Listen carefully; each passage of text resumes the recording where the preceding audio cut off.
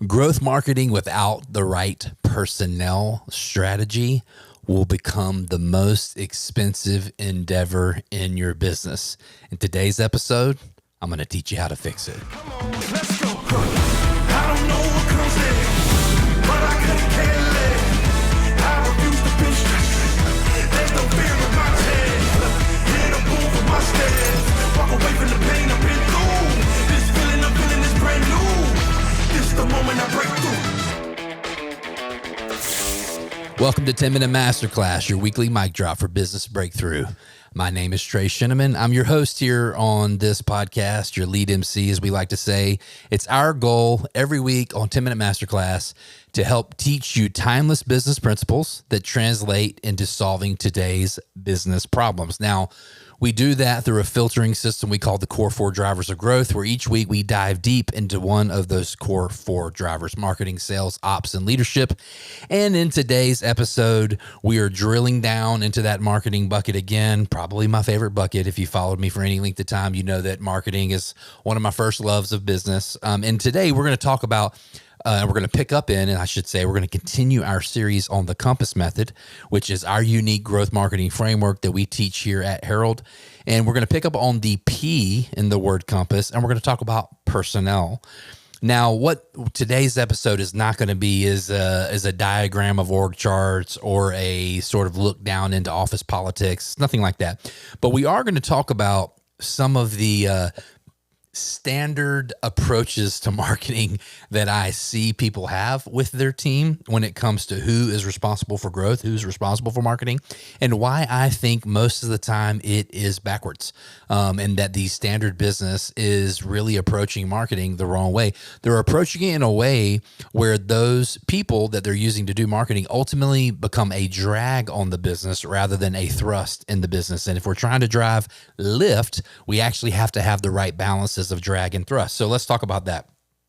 The two problems that I tend to see really with earlier stage businesses, you don't see this as much in some of the more mature organizations that we consult with or that I've worked for in the past, but definitely early stage businesses, the way they approach marketing is normally one of these two situations. They've hired one person and they've expected that person to be a unicorn, and they expect them to be able to be good at every kind of marketing and do it all.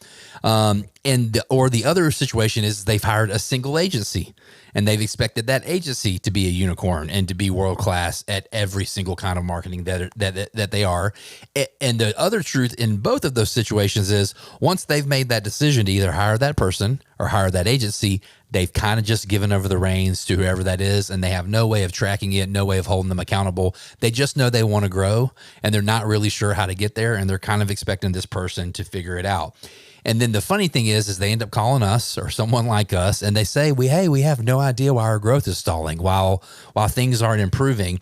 And the truth is in my life, it is rare for me to have met single human beings that are generalist enough to be effective at every kind of marketing there is, or even agencies that are mature enough. Even at Herald, even though we do a lot of different kinds of marketing for people, I would not say that we can just sign up to be the only answer for marketing all the time for a brand.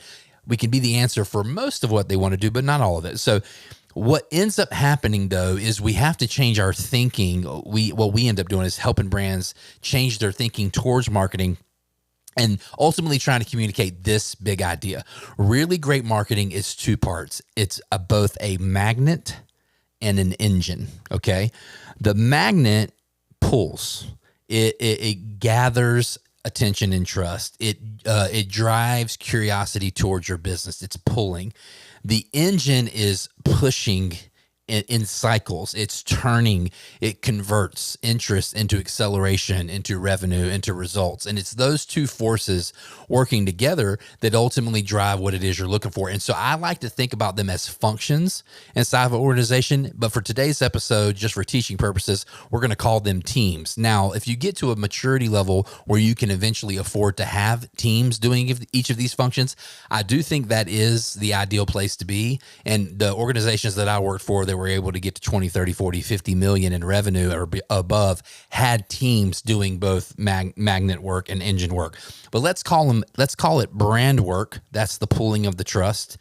and revenue work or growth work. That's the turning of the engine. So let's break this down. In the brand team, the primary focus of the magnet team, the brand team, is demand generation. What demand generation is it's creating gravity in the market. It's creating know, like, and trust. It's creating people that are very familiar with who you are and what you do, even if they're not in the market yet, to buy what it is that you sell. So this team is focused on having the brand be respected and remembered. Those are their outcomes. How do we measure that? So they're focused on creating really great content that people can agree with and engage with. They're trying to position the brand that they're working for as the trusted authority in the space. Brand teams tend to use channels like organic social or YouTube or a podcast like what we're doing right here, or a blog. Maybe they'll run some ads, but if they're running ads for a recall or an awareness objective. They're not running ads because they want people to convert today. They're doing earned media opportunities like getting people in their company chances to speak on podcasts or at events, on stages. They might be putting out a book and selling the book for free. The metrics of knowing a good magnet is working is email list sizes increasing, follower counts are going up. When you put pieces of content out, people are really responding well to it. You have great brand sentiment. There's a ton of good tools out there in the market that measure brand sentiment, how people feel about your brand. And so all of those are the functions of the brand role, of the magnet role on the team. Now, as you excel, again, I think it is an entire team, but at minimum, I think this should be a single person on the team's function, the magnet function, the brand function. And so if you're going to hire for this, their primary skill set that you would look for as a small business owner in order to staff for this is probably content strategy is sort of the best way I could describe what this person should be good at. And they should be good at creating that content in a bunch of different ways, a bunch of different mediums, whether that's, again, short form content on social media or, mid form or long form content on a podcast, so on and so forth. So the main focus of this brand team, this magnet team, is building the trust that it takes to be able to get the sale in the first place.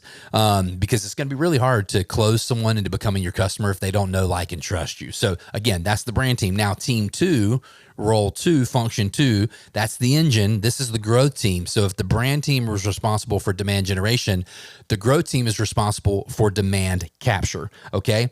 Now, I've seen stats on this. I'm not sure exactly what the math is, but let's just say there's a very small portion of the market that is actually ready to buy what it is you sell at any one given moment of time.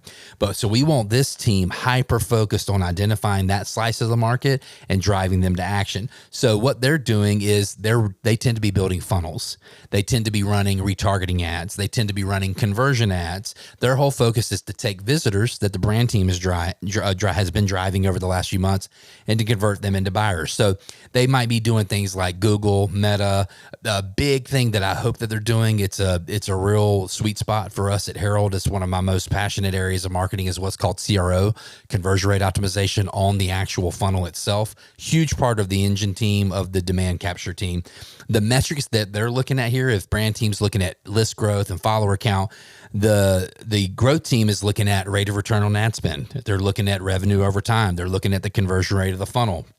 So this team, if a content strategist is the primary specialist inside of a brand team, a paid media buyer or a performance marketer, what we would call a performance marketer, is probably the leading seat inside of the revenue team. And so this team isn't about clever.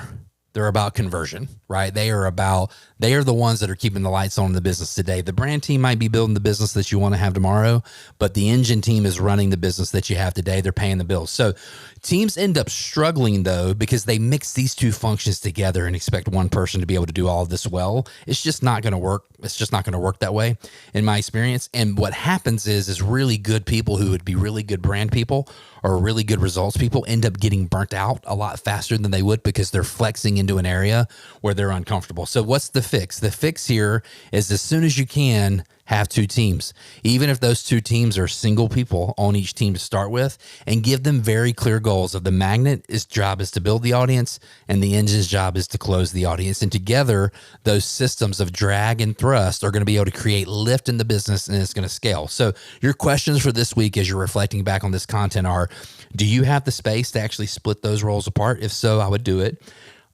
once you do that, then are you measuring their results in the right way? Do you know what winning looks like in each one of those roles? And if you have a breakdown, where is it? Because at the end of the day, growth marketing isn't magic, but it is about momentum.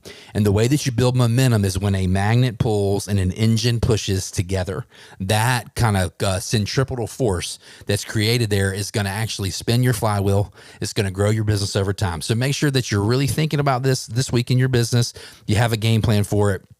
And if I can help you in any way, make sure you shoot me a DM on LinkedIn. You can always email me. I hope you got a lot out of this episode. My goal is always each week to drive enough value that's actionable for you in this week. So if this helped you this week, leave us a review, smash that subscribe button, give us a recommendation on LinkedIn. Just make sure that you let us know that you got value out of this. I hope you did. As always, thank you so much for listening to 10 Minute Masterclass. And until next time, we'll see you on the flip side.